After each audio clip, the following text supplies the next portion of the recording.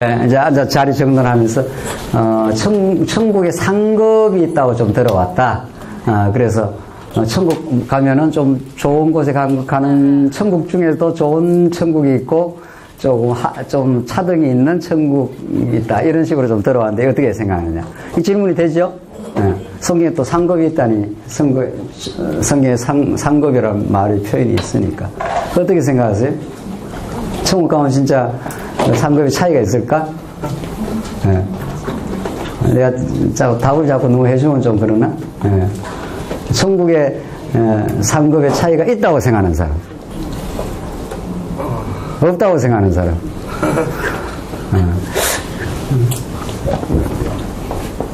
만약에 천국에 그 차등이 있으면 어떻게 될까? 차등이 있으면 엄청, 그것도 영원히 간다는데, 천국은? 이 땅에서야 뭐 조금 차등이 있고, 뭐 이래도 약간 억울하고 좀 불평이 있어도 뭐 조금 있으면 끝나는 거니까 괜찮은데, 천국에 차등이 있을까? 상급에? 그래서 천국 가면 어떤 사람은 건멸류관 쓰고, 어떤 사람은 뭐 개털 모자 쓰고, 뭐 이렇게 차이가 있다는 거잖아요. 그런 말들을 옛날 부흥사들이 많이 해갖고, 우리 한국교회 성도님들이 엄청 그것 때문에 열심도 내고 뭐 그렇게 했어. 천국까지 가서 개털 모자 쓰면 어떻게 해야 되냐 말이지? 이래가지고. 그럴 리가 없지. 아브라함이 하나님께서 내가 너의 방패요 상급이라 이렇게. 상급 자체가 하나님이 여호와 되시는 것 자체가 아브라함에게는 상급이에요. 최고의 선물이에요. 그러니까 아들한테는 아버지가 최고의 선물이에요. 고아가 있다 칩시다. 성경에 고아 과부 비유를 많이 하는데 정말 고아는 혈혈당신으로 우리 유교 뭐 요즘도 고아가 또 있을 수도 있죠. 뭐 특별히 부모님이 어떻게 갑자기 사고가 나시거나 우리 교회도 그런 적이 있었는데 유교 동란 치르고 고아들이 많이 생겨서 고아는 상상 이상으로 그 인생이 너무 고달픕니다. 그렇잖아요. 뭐 애가 고아가 되어버렸다 부모님이. 모든 울타리와 보호막이 다 사라진 거지. 어릴 때부터 예컨대 그런 고아가 죽은 줄 알았던 부모님이 불구덩이 속에서 기적적으로 살아나서 한 10년 후에 나타났다. 부모님이 만약에 예를 들어서 죽은 줄 알았는데 그럼 그 고아의 인생은 모든 게 다 정리가 되는 거죠. 미래에 대한 고민, 묻고 살 걱정, 아버지가 다 알아서 할 거잖아. 그렇잖아? 근데 이런 재밌는 이야기가 있어. 우리가, 어린애가, 갓난애가 한 대여섯밖에 갓난애는 아니지만 대여섯, 7, 8살인데 아버지한테 왔어. 내가 아버지 얼굴을 보니까 내일 묻고 살기가 좀 힘들어 보입니다. 아버지한테 그런다고. 한 5살 된 애기가 아버지한테 아버지 내 관상을 보니까 우리 집안이 내일 모레 먹고 참 어려워 보인다. 이러면 아버지가 어떻게 봐야 되나, 그 애기를. 빨리 병원으로 보내야 되겠지. 갓난 애기는 염려를 하는 게 아니라 아버지를 참 믿고 아버지가 알아서 나가서 열심히 일할 거고 가족을 보호하고 또 그렇게 하잖아. 대부분. 그죠?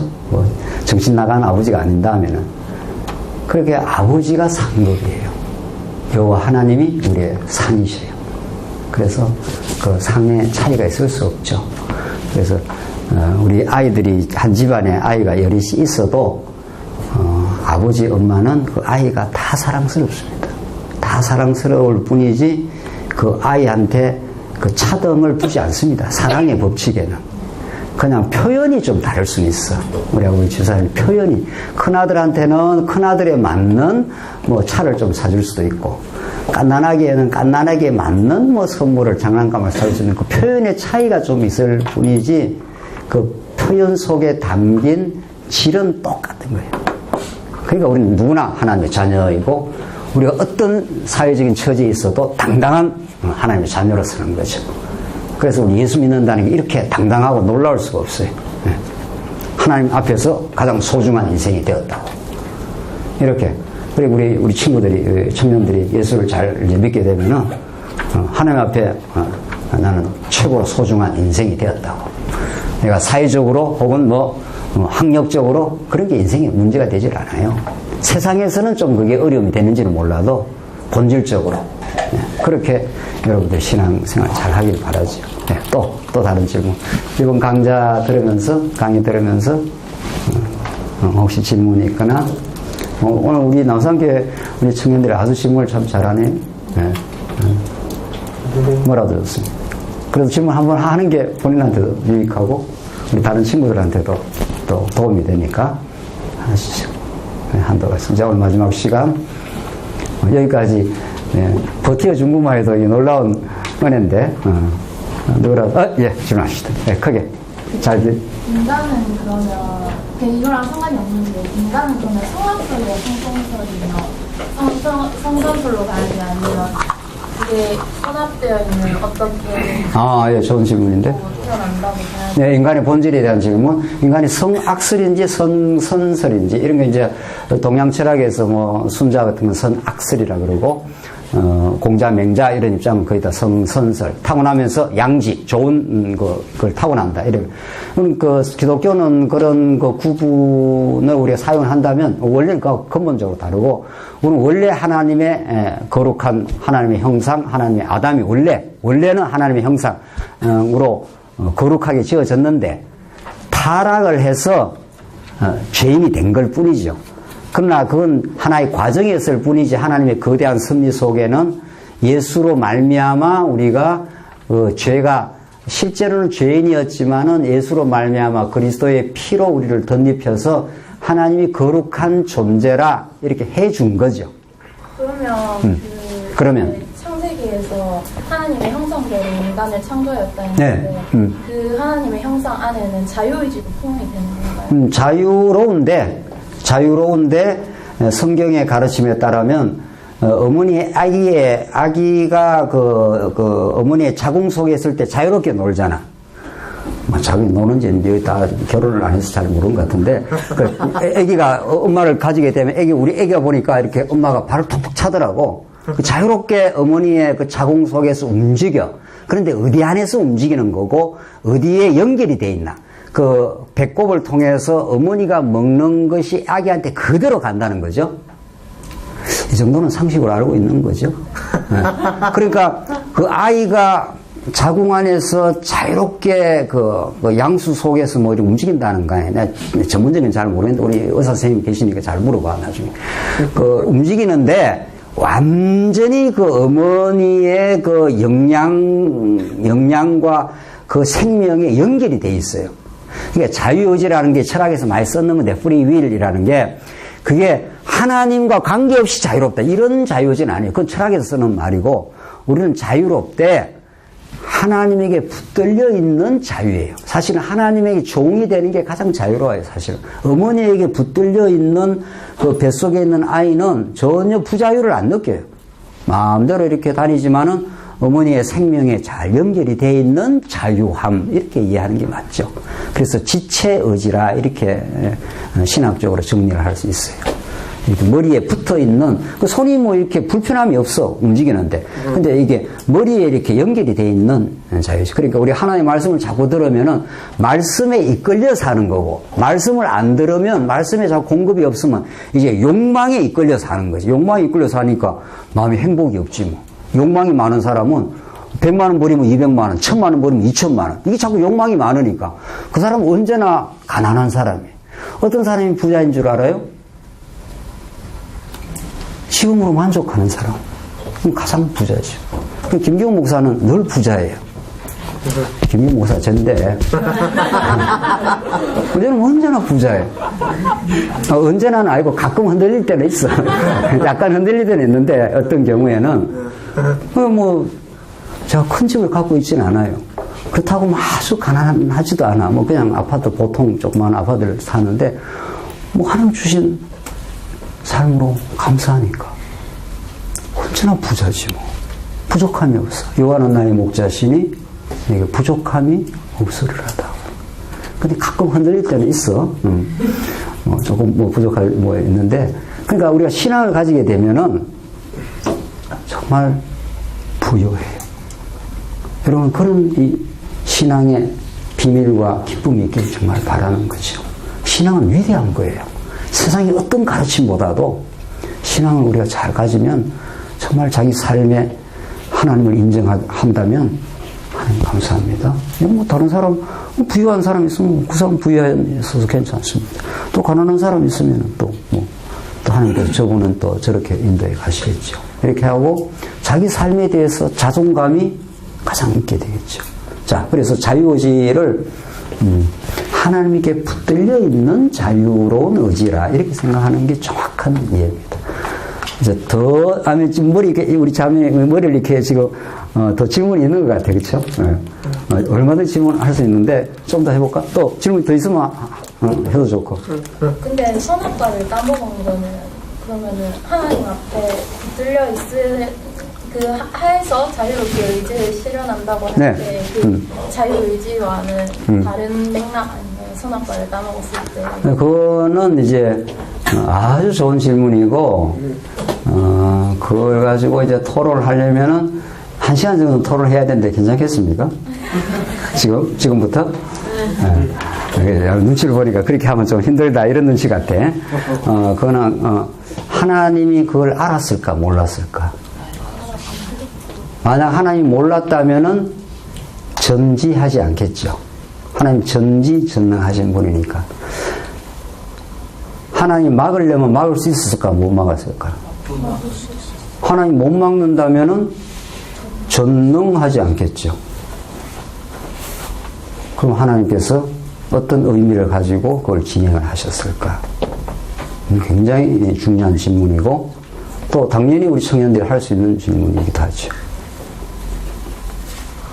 그래서 우리 어거스틴이라는 신학자가 오 펠릭스 컬파 미아 이런 라틴어를 썼어요. 오 나의 행복한 죄여 이런 말을 또 썼어요. 죄라는 것은 어거스틴은 너무 죄 때문에 고통을 많이 치른 사람이에요. 범죄도 많이 했고 방황도 많이 했던 어거스틴이 나중에 예수님을 깨닫고 나서 오 펠릭스 컬파 펠릭스라는 게 아주 좋다 이런 뜻이에요. 라틴어로 컬파 나의 죄악 미야 나의 이 죄라는 건 너무도 고통스럽고 하나님을 떠나서 괴로운 일이었는데 죄 많은 곳에 어떻게 해요? 은혜가 넘쳤나니. 그래서 어거스틴이라는 우리 믿음의 선진이 서구 신학에서 최고의 신학자요 신앙이었는데 자기 죄 때문에 너무 고통스럽고 방황했다가 그리스도를 만나게 된 거죠. 예수를 만나고 나서는 죄 그 자체는 너무도 나쁜 것이고 때로는 또 인생에게 고통스러운 것이었는데 그 방황과 그 고통의 시간들이 예수께로 오게 되는 예수를 만나서 하나님의 넘치는 은혜를 깨닫게 되는 디딤돌과 과정이었구나. 이걸 어거스틴이 고백록에서 그렇게 노래 부르고 깨닫습니다. 그럼 죄의 영역이 그 발금의 영역으로 들어가기 위한 수단이 되는 건가요? 그렇게 우리 자매가 생각이 듭니까? 상대 목사님 하기 그러니까. 예. 이제 하나하나 이제 로마서의 말씀을 따라가 봐야죠. 그렇게 생각이 듭니까? 어떻습니까? 죄는 그 자체는 하나님을 배반하고 말할 수 없는 죄악의 현실이죠. 틀림없이. 그런데 모든 것이 합력해서 하나님의 뜻을 이룬다고 하죠. 하나님의 그 통치 영역 속에 어떤 것도 배제되지는 않아요. 그렇죠? 그래야 되겠죠? 하나님의 통치 영역 밖에서 일어나는 일은 없어요. 사실은.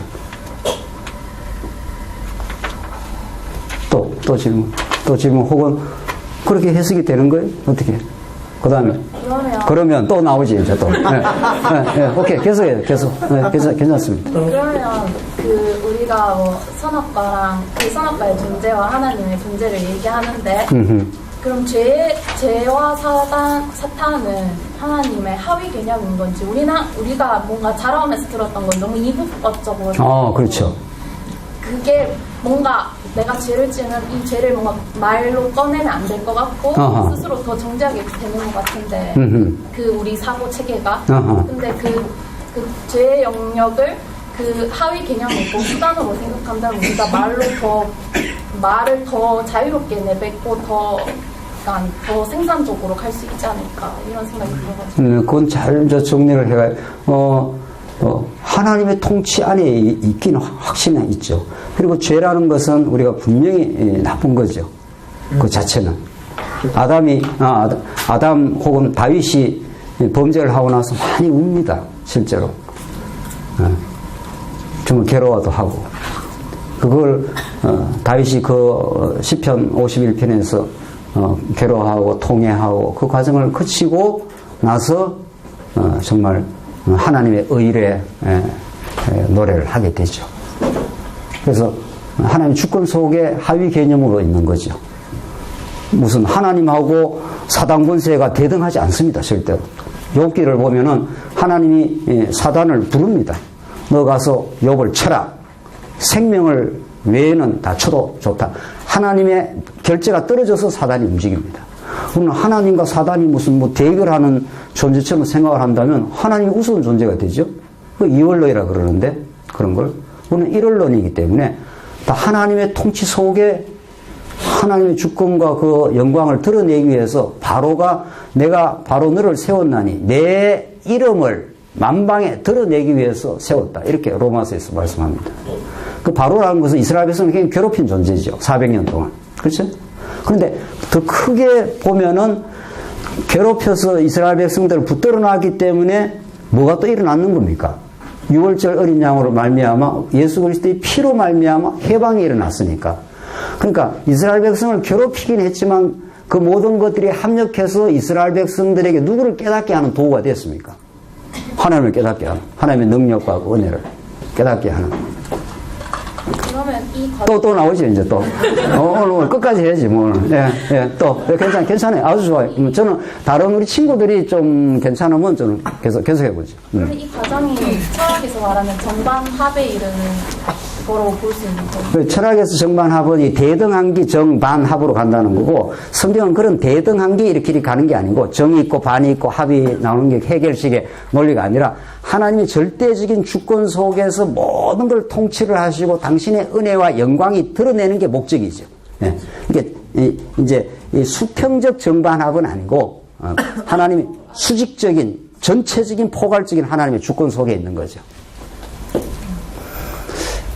이거는 1시간은 더 해야 되는데 괜찮은데 이 정도로 해볼까요? 그래서 좋은 질문이고 더 많이 생각하고 또 이런 것들을 이제 이성적으로 생각하지 말고 로마서의 논리를 따라간다든가 욥기의 논리를 따라가든가 성경에 그 계시된 그 진리를 따라가면은 하나하나 가닥이 풀려나가고 하겠죠.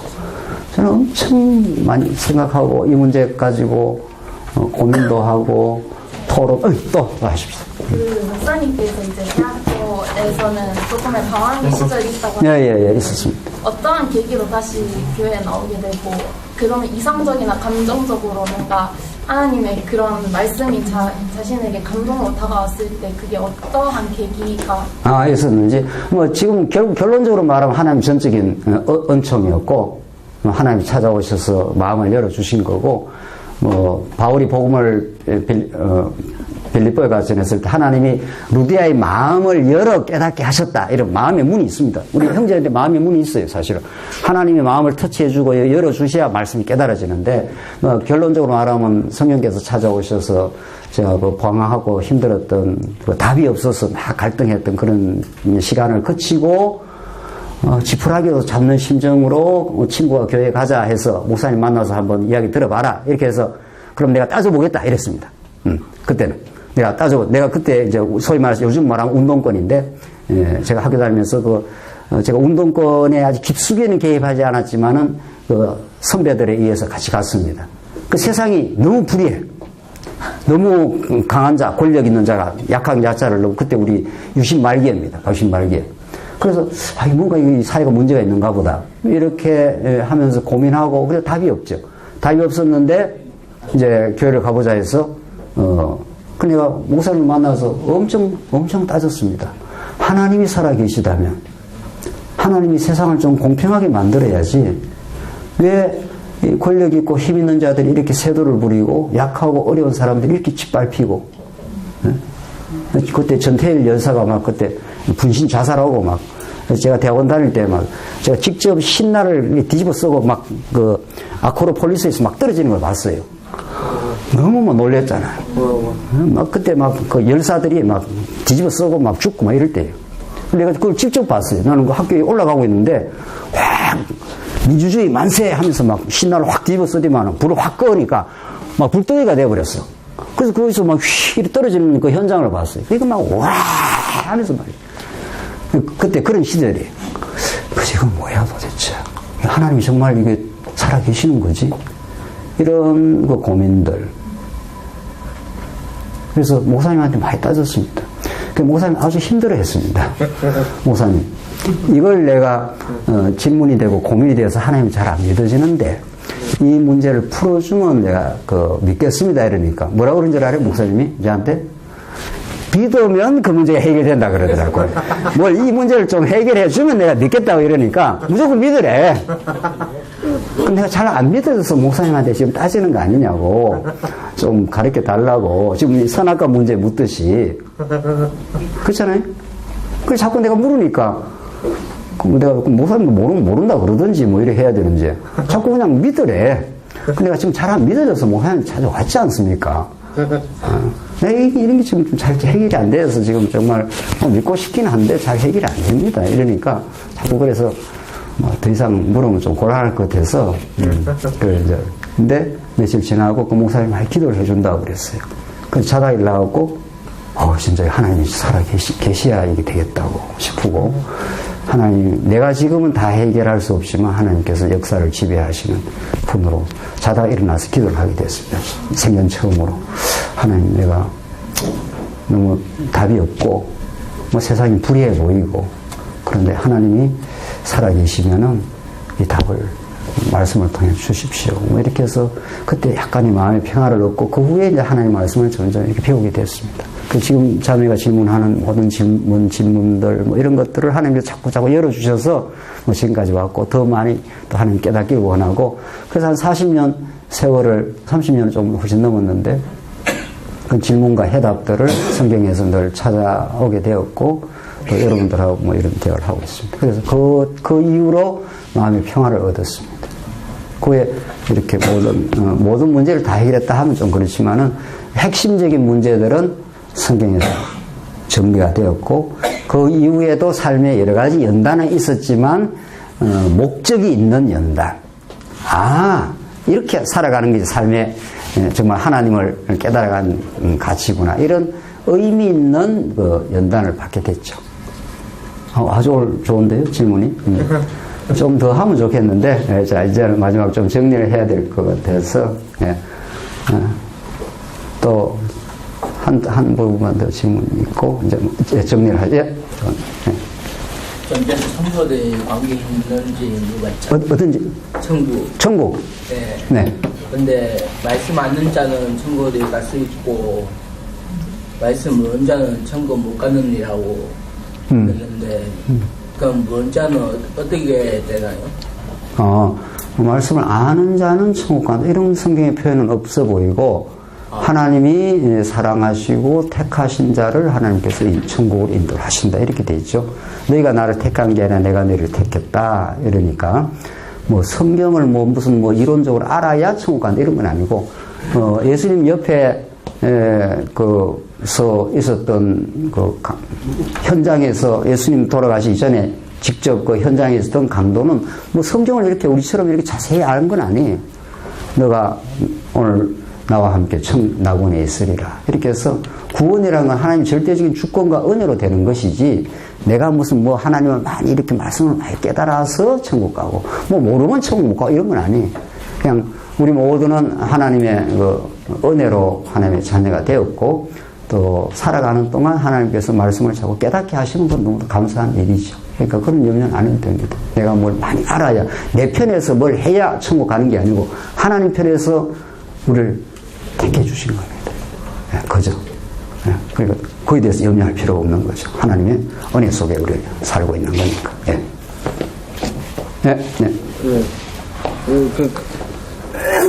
근데 여기 그 5강 있잖아요. 예, 예. 5강 제목이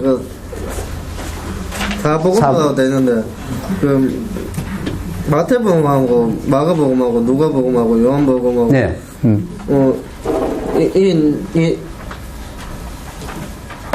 네 개가 왜 다복음서예요? 아, 네 개가 다 복음서냐? 네. 아까 보니 조금은 설명했는데 오늘 이 개괄적이니까 네. 그 차이가 좀 있다고 했죠. 네. 다양한 차이가 있고 네. 그 전체가 예수는 그리스도라는 쪽으로 이렇게 정리는 됩니다. 차이가 있습니다. 네, 제가 조금 설명을 했죠. 네. 차이는 조금 그 측면 한 사람의 여러 측면들을 한 사람의 그 직임이라든가 신분이나 이런 쪽으로 설명해서 그 전체를 알면 예수님에 대해서 총체적으로 알게 되는 거죠. 네, 좋은 질문입니다. 네. 네.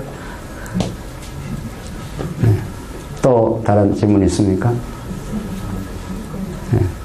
아버님 우리 자매는 아직 또 그러면 또 질문이 또 나올긴 한 것 같아요. 예, 좀 다음 기회에 한번 더 심도 있게 하면 좋고. 예, 예. 이 정도로 할까요? 자 오늘 그저 시간 정리해야 될 시간인데 우리 한 절만 읽고 이제 정리하도록 하십시다. 사도행전 1장 8절을 봅시다. 사도행전 1장 8절 말씀. 찾으신자라고 봉독 드리겠습니다. 사도행전 1장 8절입니다. 오직 성령이 너희에게 임하시면 너희가 권능을 받고 예루살렘과 온 유대와 사마리아 땅끝까지 이르러 내 증인이 되리라 하시니라. 이제 오늘 마지막 시간 이제 간략하게 정리하고 끝내죠. 예수님께서 이렇게 구약의 언약대로 오시고 예수님 이제 부활 성천하시고 예수님이 당신의 사역을 다 마치신 겁니다. 하나님이 여호와셔서 당신이 하나님의 아들로 이 땅에 출현했어서 당신만이 왕이시고 우리의 모든 죄를 사하시는 분이라고 증명을 해주시고 내가 너희와 같이 있는 것보다 내가 떠나는 게 더 낫겠다. 그래야 성령이 이 땅에 오셔야 너희가 진리를 깨닫게 된다. 이게 요한복음 마지막에 예수님이 약속하신 부분이에요. 성경은 언약 성취라는 계속 이런 반복적인 구조로 되어 있다는 거죠. 그래서 예수님께서 그렇게 약속을 하시고 진짜 오순절날 성령이 오십니다. 근데 이 오시는 것이 첫 번째가 예수님께서 오늘 말씀하신 대로 예수님의 세 가지 약속이 있는데 세 가지 약속인데 첫 번째 성령을 내려주겠다는 거예요. 성령이 오셔야 우리가 거룩한 삶을 이제 살 수가 있는 건데, 두 번째는 성령이 오시면 너희가 권능을 받고 땅끝까지 이르러 너희들이 복음의 정인이 되도록 해주겠다. 이게 오늘 봉독들이 말씀하는 너희가 성령이 임하시면 권능을 받고 땅끝까지 이르러 복음의 정인이 되겠다. 복음의 정인이 발걸음이 닿는 곳에 교회가 탄생을 합니다. 하나님 살아계시고 예수가 우리의 구원자가 되십니다. 이렇게 복음을 전파한 우리 선교사가 130년 전에 미국에서 카나다에서 호주에서 이렇게 왔지 않아요? 그분들이 복음을 전파해서 우리가 한국인들이 복음을 받고 그 깨달음을 얻어서 교회가 세워진 거란 말이에요. 우리도 지금 중국에도 가고 인도에도 가고 필리핀에도 가고 지금 계속 지금 복음이 전파되고 있어요. 그 땅끝까지 이제 예수님 오시는 날까지 여러분이 또 나중에 갈 수도 있는 거죠. 그래서 인도에 가서 복음을 전했는데 인도 분들이 얼마나 이 복음에 대한 갈망이 많은지 몰라요. 그래서 와서 복음을 전해달라. 그렇게 해서 그런 요청이 있고 갈 사람이 이제 가게 되는 거죠. 그것이 우리가 하는 게 아니라 이런 세 가지 약속이 이 땅에 예루살렘과 유다와 사마리아와 땅끝까지 이르러. 이 땅끝 가운데 지금 이 땅끝 가운데 이제 한국 땅까지 온 거 아니에요. 한국이 이렇게 교회가 번창할 수가 없어요. 미국 가봐도 한국처럼 이렇게 성도들이 많이 모일 수가 없어. 그래서 한국에서 이제 중국으로 이제 예루살렘으로 이제 땅끝으로 이제 계속 지금 가면 예수님 이제 오시는 거죠. 그래서 예수님의 세 가지 약속 가운데 첫 번째 성령이 오신다. 이러면 너희들이 새롭게 변할 수 있다. 두 번째 복음의 정인이 된다. 세 번째 내가 너희들이 본대로 내가 다시 온다. 예수의 재림에 대한 약속. 예수님께서 이 사도행전 1장에서 예수님이 아주 구체적으로 하시는 약속이에요. 혹은 약속이라 해야 되고 그냥 이걸 우리가 조금 더 신학적으로 포괄적으로 언약이라도 개념적으로는 똑같아요. 개념적으로 표현만 다르지. 프라미스 해도 되고 카브넌트 해도 되고. 그래서 이 신약 시대 때 이유는 전부 성령이 통치하는 거예요.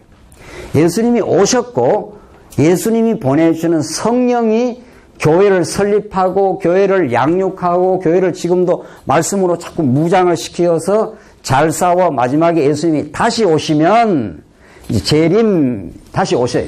다시 오시면 완전한 승리를 이 땅 위에 이루시고 새하늘과 새 땅을 만들어 주신다. 이 땅 위의 모든 죄악들을 다 괴멸하고 새하늘과 새 땅에서 완벽한 하나님의 나라, 하나님의 성전이 이제 이루어질 나라가 있습니다. 자, 그래서 우리는 지금 어디에 살고 있는가? 이쯤 살고 있는 거죠. 21세기 이쯤. 그래서 진짜 예수님께서 성령이 오신다 했는데 진짜 온 겁니다. 오순절날. 불의 혀가 갈라지듯이 표적이 막 나타나면서 성령이 오시니까 제자들이 성령을 임하고 예수는 구약의 언약된 메시아였다는 걸 믿게 된 거죠. 그 메시아라는 건 죽고 살아나신 분이다 이런 뜻이에요. 아무도 살 수가 없지만은 예수님 죽으시고 부활하심으로 하나님의 아들임을 인정되었고 이 땅 위에 하나님 나라를 이제 펼쳐가는 그 시작이 된 거죠. 그래서 교회가 탄생을 한 겁니다. 그래서 하나님께서 베드로에게 막 복음을 전하니까 3,000명이 거꾸러지고 사도 바울을 하나님께서 꺾으시고 사도 바울을 안디옥으로 빌립보로 그다음 마지막 로마로 이렇게까지 막 사도 바울을 보냅니다. 사도 바울이 어떤 사람입니까? 사도 바울은 그 당대에 대단한 그 신분을 갖고 있습니다. 로마 시민권을 가지고 있었고 가말리엘 문화에서 구약 율법을 넘통했던 사람이고 헬라 그 문명에 노출된 사람이에요. 다소라는 것이 사도 바울이 태어난 다소라는 것이 아주 그 헬라 그 문명의 그 핵심부 도시 한 중에 하나예요.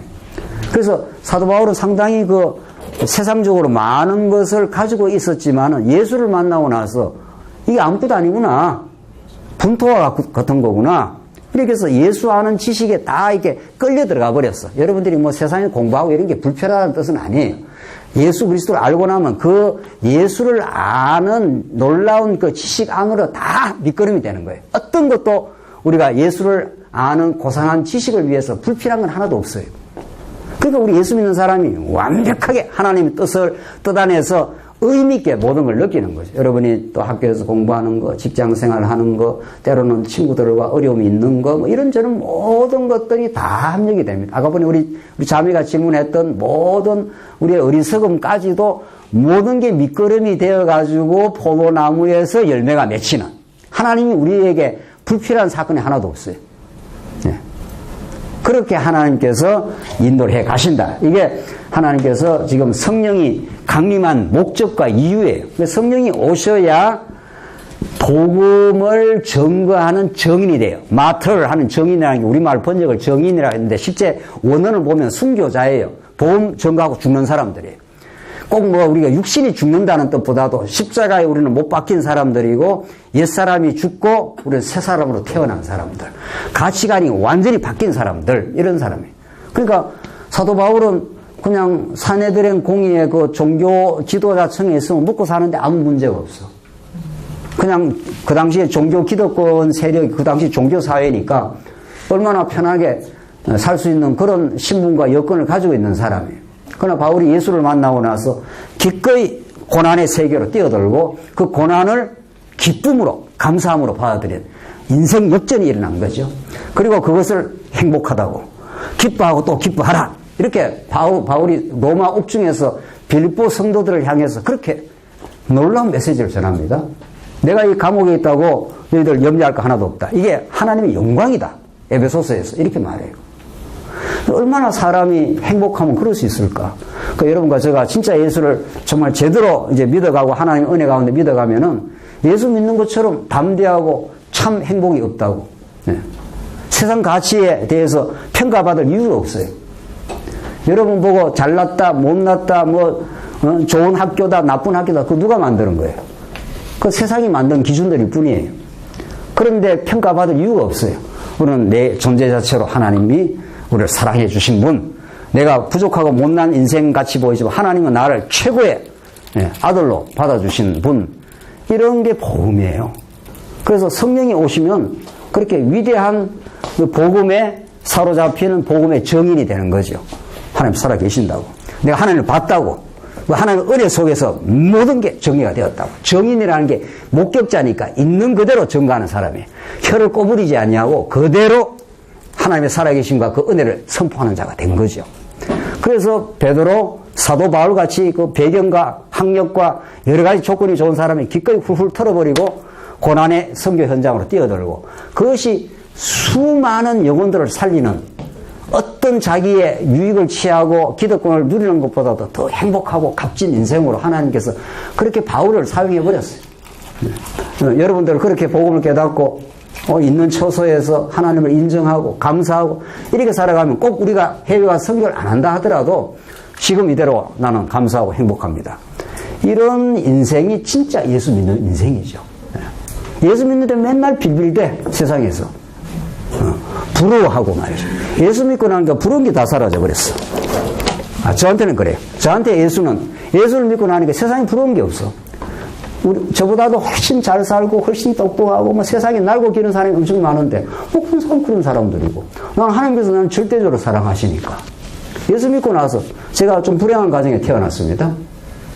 아주 인간적으로 어렵고 힘든 가정에 태어나서 제 자존감이 어릴 때 너무도 비관적이었습니다. 나는 인생을 살 이유가 별로 없다. 조물주가 실수를 했는가 보다.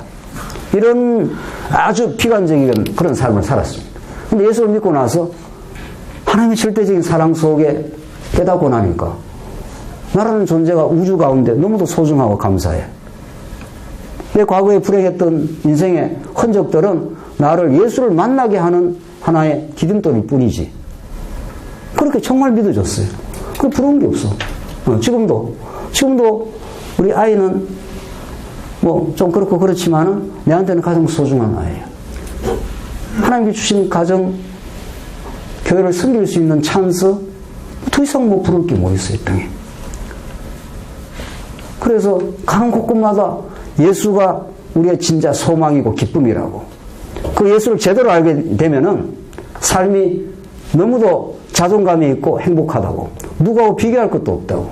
근데 한 가지 부러운 게 있어. 이거는 부러운 걸 떨칠 수가 없네.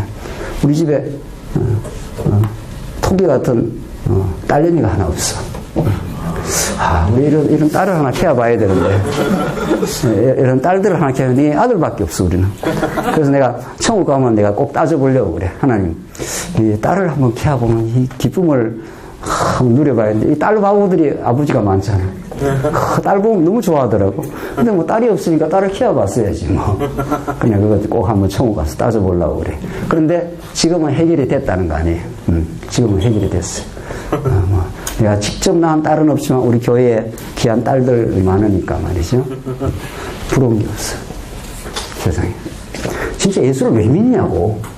예수 믿는다는 가치와 의미가 뭐냐고.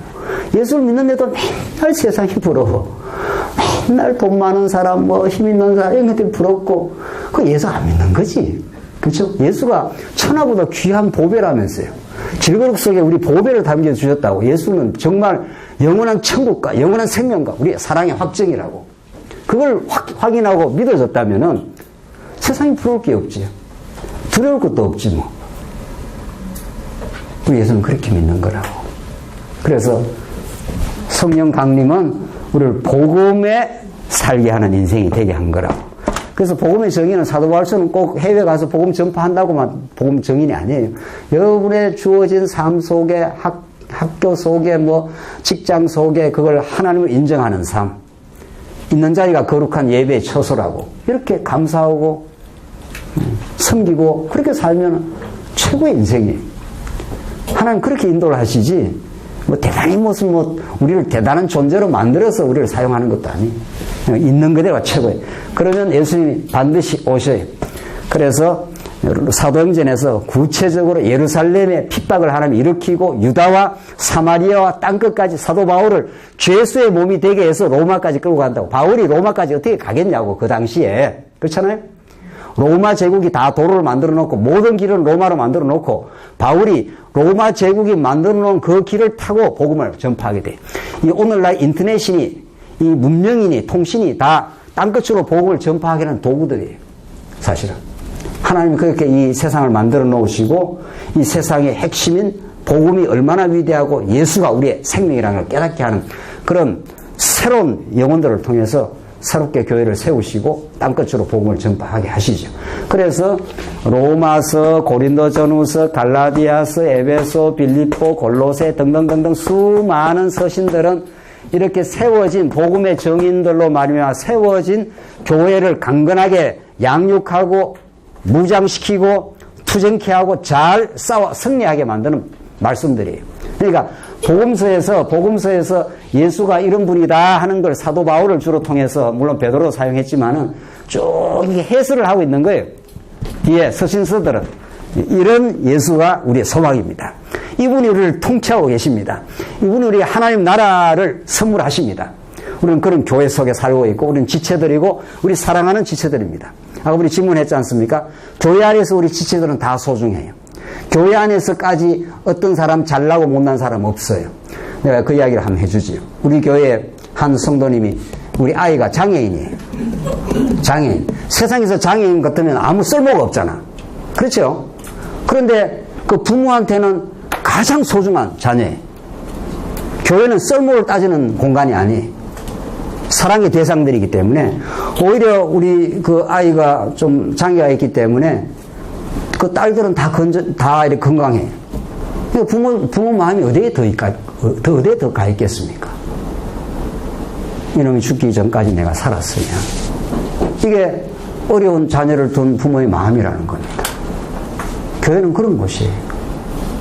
교회는 여기서 세속적인 평가하고 학력 따지고 재산 따지고 이런 공간이 아니고 우리가 다 그리스도의 지체요 하나님의 자녀들이라고. 더 교회에 어렵고 힘든 우리 성도들이 더 우리의 관심과 사랑의 대상이라고. 더 소중한 우리 영혼들이라고. 천하보다 귀한 하나님의 사랑의 대상이라고. 우리는 그렇게 서로 사랑하고 조금이라도 믿음이 있는 자가 믿음이 없는 자를 붙들어주고 그렇게 사는 곳이라고. 그 완벽한 천국 가면 그렇게 완전히 될 것이고 이 땅에 완전하지는 않아도 그런 하나님의 나라를 아담에게 약속하시고 예수님이 천국에 실체로 오시고 성령이 오셔서 지금도 그런 교회가 이 땅에 자꾸 탄생을 합니다. 그래서 세상은 힘 있는 힘을 추구하고 힘 있는 자가 약자를 지배하는 세상인지 몰라도 교회는 그 세상의 거센 세파를 거슬러 올라가며 우리는 이렇게 하나님을 사랑하고 우리 약한 지체를 붙들어주고 우리가 이 땅에 천국이 오는 날까지 그렇게 사는 곳이라고. 이렇게 천국을 노래하는 곳, 예수가 우리의 왕이심을 노래하는 곳, 이런 곳이 우리 교회예요. 이번에 우리 창세기부터 계시록까지. 그래서 계시록의 마지막 왕의 귀환이 새롭게 왕이 다시 오시는 그날이 있다고. 그렇게 우리가 소망 가운데 살 수 있도록 우리 모든 성도들을 우리 특별히 우리 이번 청년 우리 회원들을 하나님께 불러주셔서 성경이 가르치는 그 위대한 복음, 하나님 살아계심, 죄악까지도 하나님께서 승리 가운데서 승리하시면서 죄 많은 곳에 은혜가 넘치게 하시는 그 하나님의 역전의 그 드라마가 성경 어디에도 나타나 있는 그 복음으로 우리에게 제시되고 있습니다. 이 복음 안에서 참된 신앙의 길을 가시기 바랍니다. 기도하십시다. 자비하신 하나님 아버지 은혜를 감사합니다.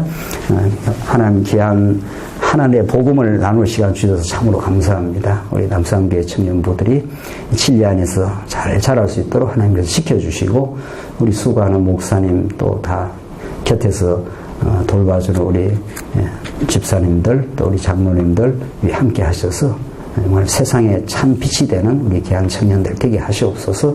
예수님 이름으로 기도하옵나이다. 아멘.